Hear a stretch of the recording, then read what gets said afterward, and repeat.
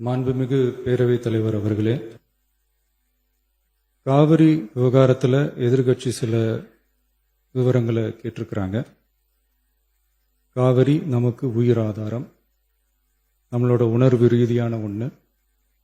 அதனால் அதை வச்சு அரசியல் பண்ணுற எண்ணம் துளி கூட நம்ம அரசுக்கு இல்லை.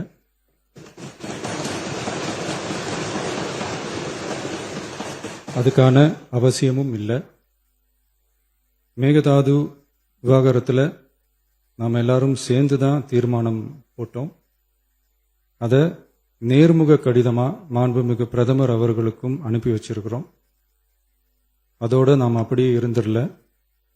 ராஜ்யசபாவில் ஒன்றிய ஜல் சக்தி துறை இணை அமைச்சர் மேகதாது அணை பற்றி முழு விவரங்களை குறிப்பிடலைன்னு தெரிஞ்சதும் காவிரி நடுவர் மன்றத்தின் இறுதி தீர்ப்பு மற்றும் மாண்புமிகு சுப்ரீம் கோர்ட் தீர்ப்பு சம்பந்தமான விதிகள் மற்றும் பத்திகளை கோட் பண்ணி மேகதாது திட்டத்துக்கு எந்தவிதமான சட்டபூர்வமான அனுமதியோ நிர்வாக அனுமதியோ வழங்கக்கூடாதுன்னு மாண்புமிகு பிரதமர் அவர்களுக்கு அடுத்த நாளே நேர்முக கடிதம் எழுதினோம்.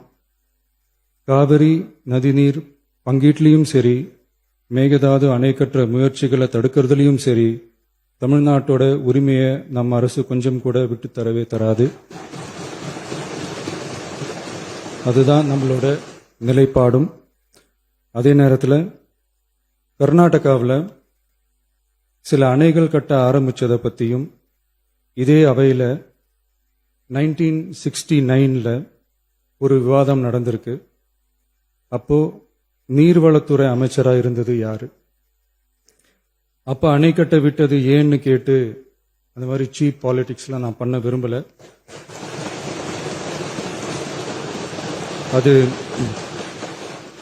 அது நம்ம நோக்கமும் இல்லை. ஏன்னா காவிரி விவகாரத்தை ரொம்ப கவனமா கையாளணும். எந்த கட்சி ஆளுகிறது, எந்த கட்சிக்கு பெருமை, யாருக்கு பெருமைன்னெலாம் பார்க்கக்கூடாது. இது தமிழக மக்களுடைய பிரச்சனை அப்படின்னு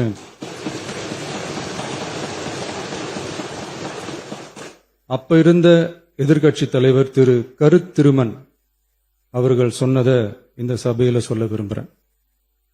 காவிரி பிரச்சனையில சம்பந்தப்பட்ட 2 மாநிலங்களும் ஒன்றிய அரசும் உட்கார்ந்து முடிவெடுக்கணும்னு 1969 இந்த சபையில பேசியிருக்கிறாங்க.